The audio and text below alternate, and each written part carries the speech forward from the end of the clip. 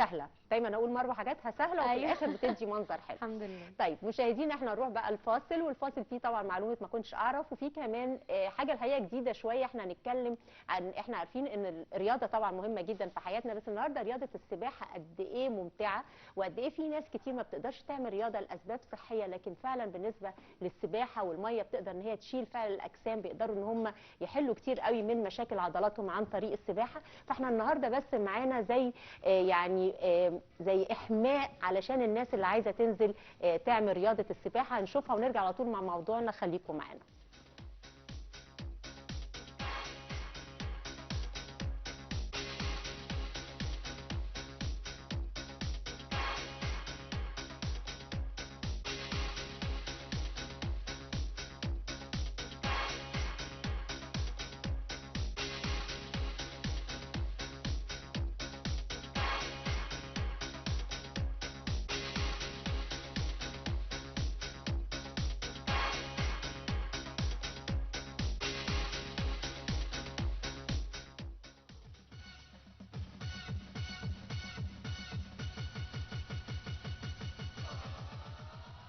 صباح الخير اعزائي المشاهدين. النهارده باذن الله تمرينات للناس اللي بتروح المصيف وبتحب العوم. النهارده باذن الله هنعمل لهم تمرينات لان بيحصل مشاكل للراور باك للجزء الخلفي والجزء العلوي، والتمرينات الرقبه بشكل اوضح. هنعمل تمرينات للناس قبل ما تنزل المصيف، ومعانا النضاره يعني ممكن نستخدمها بالشكل ده مع الثبات. بعد 1 2 3 4 5 6 7 8. التمرين ده هنعمله 3 مرات 8 عدات. هنعمل برضو تمرين لعضلة الرقبة سواء بالنضارة أو من غير نضارة مع الثبات بالشكل ده. 1 2 3 4 5 6 7 8. الناحية التانية تنزل على الناحية التانية. 1 2 3 4 5 6 7 8. التمرين ده سهل وبسيط، وهنبدأ نعمل تمرين تاني لعضلة الراور باك والابر باك. الراور والابر الاتنين مع بعض. بحط النضارة، بفتح ساق واسع، بنزل تحت، بطلع ببطء. بيبقى مهم جدا الركبة بيبقى فيها تانية عشان أثناء ممارسة السباحة أو العوم فترة طويلة ما يحصلش لا قدر الله شد في غضاريف القدم بالشكل ده. وهنبدأ برضو نعمل تمرينات للعضلة الخلفية اللي هي الترايسب بالشكل ده. بفرد ايديا ثانية بسيطة بالشكل اللي واضح قدامي. التمرين ده هنعمله ان شاء الله 3 مرات في 8 عدات، كل تمرين منهم 3 في 8 عدات. وقبل مهم جدا، وقبل ما انزل البسين او حمام السباحة او في المصيف او في اي مكان اثناء العوم، اعمل احماء او ورمنج اب بالشكل اللي بعمله مع حضراتكم.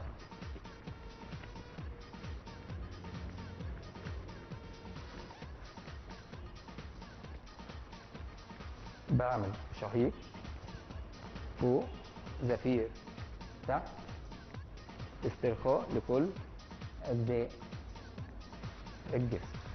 وبكده انتهت الفقرة، واشوفكم مع رياضة جديدة وتقرير جديد، وعيشة صح.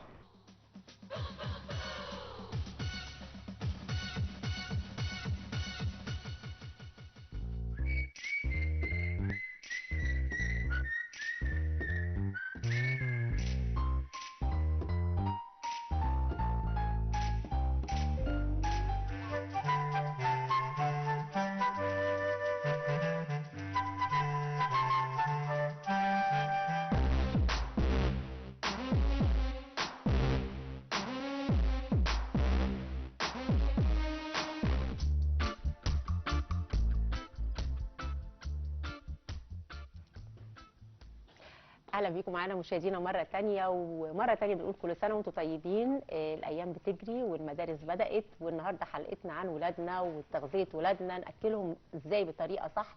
وزي ما قلت في اوماكسي بتبذل مجهود جامد جدا جدا، بس احيانا يا حرام ممكن الموضوع كمان يبقى ضرر مش كمان عدم فايده، يعني احيانا بيبقى كمان ضرر. على العموم النهارده حلقتنا مع دكتور ولاء ابو حجاج، استشاري تغذيه علاجيه وسمنه، وهتقولي لنا كل حاجه اكيد مفيده وجميله. صباح الفل. صباح الفل يا منال. ازيك يا دكتور؟ كله تمام؟ كله تمام الحمد لله. احنا بقى عايزين نقول احنا عملنا ايه في الفاصل، هنقول يلا. ايوه اسمحي لي احيي مروه طبعا على الثلاث افكار. اوكي. طبعا حلوين، وانا شخصيا هستفيد منهم، يعني هروح اجيب كل دوت واشتغل بيه مع بنتي. وعلى فكره يعني ولادي هتعجبهم قوي ده، وانا فعلا بتعب معاهم كل يوم. يعني انا لازم بالليل اقول هنعمل ايه بكره، او تحبوا تاكلوا ايه قبل ما ننزل المدرسه، اللانش بوكس هيتحط فيه ايه. ودايما بنحاول نعمل افكار، بس الافكار دي لما هوديها لهم النهارده وهيعملوها معايا، يعني هنعملها سوا كمان في المطبخ. ده هيفرحهم قوي اكيد. وفي نفس الوقت انا مش هبقى قلقانه على اليوم. انت عارفه يا منال، يعني هي فكره فعلا مروه لما تقول انا كل الناس لما قلنا حلقه تغذيه كل الناس فكرت في الساندوتشات وهنعمل ساندوتشات ازاي وهنعمل. هي فعلا راحت لمنطقه مهمه جدا، دي الحاجه الحلوه تنويعه الساندوتش. يعني انا يوم ما هفكر هحط سمبوسك، يعني دي افكاري انا. سمبوسك هحط في السمبوسك جبنه، هحط فيه حاجه. فكرت في الترمس، وفكرت في الحمص، وفكرت في العصاير المختلفه الفريش زي البرتقال والكركديه. فكرت في حاجات برضو سيمي تقليديه. لكن افكار مروه هي افكار غير تقليديه. عجبتك التركيبه بتاعت الوجبه او عينه الوجبه اللي معموله.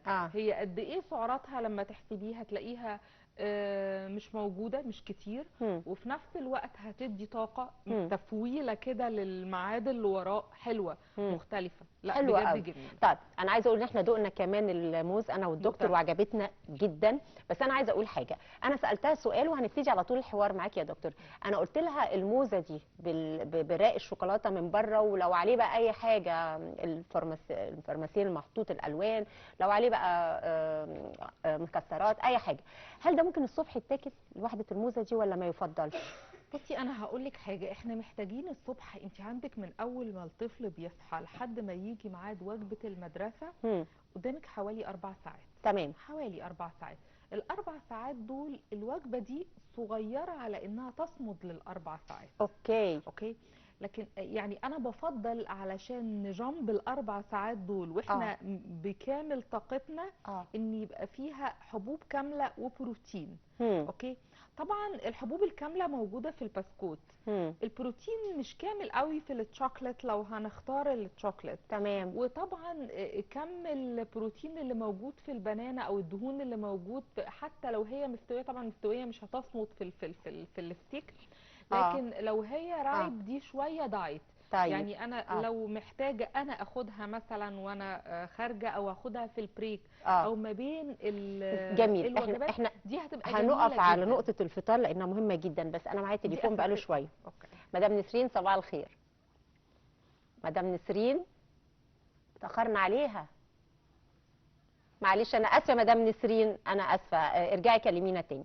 طيب انا قبل ما اوصل بس لنقطه الفطار بقى يا دكتور ولاء، انا عايزه اعرف حاجه، سؤال كده جه على ذهني. هو في حاجه اسمها سعرات حراريه مفروض الطفل ياخدها خلال اليوم؟ وبنتكلم الطفل اللي هو مثلا من سنه اولى ابتدائي، من 5 سنين 5 سنين ونص 6 سنين لغايه مثلا في اوائل الثانويات اللي هي مثلا 15 16 17 سنه. هو في سعر يعني المفروض نقول السعرات الحراريه المناسبه للطفل اللي عنده كذا ووزنه كذا وطوله كذا زي الناس الكبار؟ ماشي. انا جالي التليفون مدام نسرين تاني. صباح الخير وانا بعتذر. صباح الفل. صباح الفل يا منال. ازيك يا مدام نسرين؟ حقيقة انا بشكرك كتير على ضيوفك اللي بيجيبوا، اللي هم فعلا بيفيدونا كتير. الله يخليكي. اتفضلي يا حبيبتي. حقيقي لان انتوا ليكوا فضل عليا كبير بعد ربنا وضيوفك. حقيقي لان انا لو تفتكري خسيت من 103 انا طبعا عارفه طبعا. اهلا بيكي. الله يخليكي. فعايزه اسال الدكتور على حاجه لو اتفضلي حبيبه قلبي. صباح الخير يا دكتور ولاء. صباح الفل. صباح الفل. حقيقي تسلم ايديكي وتسلم كل وصفاتك اللي بتقوليها، لان انا ماشيه عليها والحمد لله بتجيب معايا نتيجه هايله هايله هايله جدا. الله يخليكي، كلك ذوق. بس سؤال لو سمحت. اتفضلي. انا خسيت خلاص الحمد لله، بقيت 71، بزيد 3 4 كيلو وارجع انزلهم كده يعني. كويس. بس عندي بقى ظهرت مشكله، عندي قرحه في الاثنى عشر. اوكي. فالدكتور والضغط بيوطى عندي، ممكن يوصل ل 80 على 50 70 على كده، بيوطى جامد وعلى محاليل وكده. فالدكتور في النهايه قال لي لازم كل ساعتين تاكلي ان شاء الله لو عيش حاف كل ساعتين، وانا صح. كنت منظمه نفسي ان انا اخر وجبه اكلها الساعه 7 اوكي او الساعه 8. مفيش مشكله. ففي الحاله ديت انا مع اللي انا فيه ده الدكتور بيقول لي ما ينفعش، لازم تاخدي كل ساعتين، حتى وانا بنام الساعه 12 فبضطر باخد وجبه تاني حتى لو نص رغيف باكل. فانا خايفه ده بيؤدي للسمنه معايا. دي حاجه مش عايزه تعرفي ايه اللي ممكن يتاكل من بعد 7 يعني. ايوه لان انا فعلا باخد حاجات خفيفه جدا، سندوتش جبنه كل جاي الدكتور يقول لي ما تاكلش غير سندوتش جبنه وحاجات مسلوقه. فانا خايفه الجبنه دي كل شويه جبنه جبنه جبنه تزودني، دي حاجه. الحاجه الثانيه انا سمعت ان في العرقسوس السخن بيرمم الاثنى عشر، بس برضه عارفه انه بيخزن ميه تحت الجلد. اوكي. فانا خايفه من الحكايه دي. والرده تضرني ولا لا؟ حاضر يا حبيبتي، حاضر يا مدام نسرين. يعني اسئلتك اكيد هتفيد ناس كتير. نقول كده يا دكتور عشان ما ننساش اسئله مدام نسرين. هي اوكي وخست وتمام 71 كيلو، بس هي عندها مشكله في الاثنى عشر، والدكتور قال لها كل ساعتين تاكل حاجه، وهي من الساعه 7 بتبقى قلقانه لان هي لازم تاكل عيش وجبنه ولا ممكن تاكل، حضرتك تقولي لها افكار ثانيه يا دكتور. احنا ممكن ناخد الزبادي مثلا، ده هيبقى ماكروبيوتيك وحلو جدا للاثنى عشر، وممكن نزود عليه يعني مش لازم كل مره هنحط عليه معلقه العسل، بس احنا محتاجين معلقه العسل في اليوم. وبلاش بقى ناخد سكر، يعني كفايه علينا معلقه العسل في اليوم، ودي تفويله يعني. دي وجبه. وممكن نضيف عليها حاجه زي الشوفان، معلقه شوفان، دي هتعتبر وجبه صغيره. يعني ممكن بقى بدل سندوتش الجبنه تاكل مثلا زبادي بالشوفان. تاكل فاكهه يعني مثلا. الفاكهه خليها اخر اليوم. ما هي يعني بتتكلم بقى من 7 يا دكتور. من 7 ديت هنبتدي بقى نركز في الفاكهه.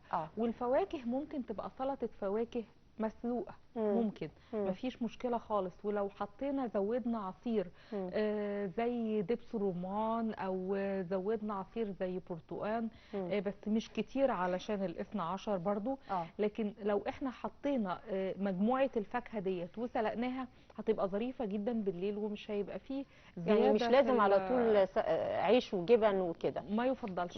والعيش يا ريت يكون سلايسز، يعني احنا لو هناخد بلاش يبقى الربع رغيف. يعني احنا ممكن ناخد كل ساعتين سلايستين يعني وفيهم الجبنه القريش. ممكن ناخد التونه كمان، من الحاجات الكويسه الحلوه. طب كويس. من الحاجات الظريفه جوه العيش. طيب العرق السوس. العرق السوس لا يفضل الحقيقه، لا يعني لا يفضل. ممكن استبداله بالكركديه، وده هيبقى افضل. تمام. الرده برضو لا تفضل، وما يفضلش خالص انها تتاخد مع البان او مع اجبان، بالنسبه عشان هي عندها موضوع الاثنى عشر، علشان موضوع فنبعد عن الكلام ده. وكمان موضوع امتصاص الكالسيوم في الجسم بيقل جدا، فيعني ما تفضلش خالص. جميل. طيب ندخل في موضوعنا، يا رب نعرف النهارده نكمله الموضوع كله، نلمه. موضوع السعرات الحراريه اللي بتدخل جسم كل طفل زينا. يعني المفروض مثلا احنا بيتقال مش عارفه من 2500 2300 1900 الكلام ده. هل الاطفال المفروض تتحسب الامور بالطريقه دي؟ هي بتتحسب، يعني انا مش عايزه اصعبها قوي على الام اللي بتتعامل مع طفلها، لكن لازم نقيس مجهود الطفل ولازم نديله سعراته اللي تفي مجهوده. يعني في اطفال بتلعب رياضه، في اطفال ما بتلعبش رياضه، في اطفال يومهم الدراسي طويل، في اطفال اقصر شويه، في اطفال بيشتغلوا كمان بعد اليوم الدراسي، بيروحوا نادي اللي هو الرياضه، او بيذاكروا، او طبعا اليوم محسوب من الساعه 6 الصبح للساعه 8 9، ده الاكتيفيتي اللي بتحصل في اليوم. فلازم نكون حاسبين على الاقل ما بين الوجبه والوجبه المجهود عامل ازاي، علشان نديله ونديله السعرات الخاصه بيه. كمان السعرات الخفيفه هي فيها ميزه وفيها عيب، هي ما بتصمتش كتير، يعني مش هتقعد كتير 3-4 ساعات، لكن ممكن تتاخد كسناك الوجبه. يعني احنا دايما بنحب نحط فاكهه، فالفاكهه لو احنا حطينا معاها الشوكليت احنا قللنا المصروف اللي بياخده، وده مهم طبعا. وفي نفس الوقت ركزنا على الوجبه اللي موجوده في اللانش بوكس علشان يبقى فيها سعراتها اللي قاعده معانا للوجبه اللي وراها، وفي نفس الوقت ادينا للطفل طاقه ايجابيه علشان تركيزه في النشاط اليومي يعني بتاعه زي ما قلت انا ممكن فعلا زي ما انت قلتي من اهم الحاجات يا دكتور انه قللنا المصروف والطفل استفاد. بالزبط. يعني احنا ممكن نكون بنصرف وما بيستفادش، وبالعكس ممكن يتضر كمان. المصروف ده مشكله المشاكل، لانه كل ما حدينا منه كل ما ركز في وجبه اللانش بوكس، بس ما ينفعش وجبه اللانش بوكس تبقى عقاب بالظبط. يعني ساعات بتبقى الطفل متضرر جدا. اللانش بوكس حتى ما بيكونش معمول بالشكل الظريف ده افتكر على العلبه بتاعه اللانش بوكس ممكن تغير مود الطفل، تخليه مبسوط. اشتراك الطفل في تركيبه اللانش بوكس على فكره، انه حابب التركيبه اللي جوه وبيشارك فيها، على فكره دي مهمه جدا. لو هي الصبح لو هي من بالليل، دي على فكره مهمه قوي. احنا نقول هناكل ايه بكره، طب هنعمل ايه في اللانش بوكس، طب احنا ممكن نحضره او ناخد رايهم مثلا. لو كل حد مثلا رايحه في الاسبوع تجيب حاجه، لو مش كل يوم هيبقى فيه سؤال انتوا حابين مثلا الاسبوع ده يبقى في السندوتشات فيه ايه او نجيب ايه، يعني ويروحوا معانا ويختاروا برضه، ده بيفرق جدا. ونعرفهم ده هيفرق معاك في التركيز، ده هيفرق معاك في النشاط، دي المزايا ديت هتديك مغنيسيوم، هتخلي عضلاتك اقوى، هتخليك ما تتعبش، ما يحصلكش كرامبس. احنا بنوظف الاكل وندخل في دماغه هو ايه فايدته، مش ده كويس هتاخده ده مفيد بالعافيه، بنقول مفيد كمان. واذا كان يعني عاجبك الامهات بتبقى مطالب منها معلش مجهود فعلا ان احنا نثقف الطفل فعلا غذائيا وصحيا، ده هيريح الام بعد كده. ايوه هم بيفهموا، بيتكلموا مع بعض على فكره، يعني لما بيكونوا اخوات بيتكلموا مع بعض في يعني بتلاقي دايما لو حطيتي نقطه نقاش في وجبه اللانش بوكس هتلاقيهم مشاركين، والمشاركه دي هتكون ايجابيه في الاخر. جميل قوي. طيب خلينا نعمل بقى بشكل عملي يا دكتور ولاء، وكنت سؤالي على الفطار، وخلينا نقول فعلا اليوم كده يمشي ازاي. بس خلينا نقول مشكله الفطار، اللي هي فعلا بتبقى خناقه الصبح في بيوت كتيره جدا، والفطار علشان دايما بيصحوا متاخرين، وعلشان بيبقى فيه جري بسرعه علشان اذا كان هننزل او الباص او غيره. لكن لو في وقت كافي على فكره، والوقت كافي ده ساعه كفايه. يعني احنا لو صحينا ساعه بدري عقبال مثلا ما هناخد الشاور ونحضر الوجبه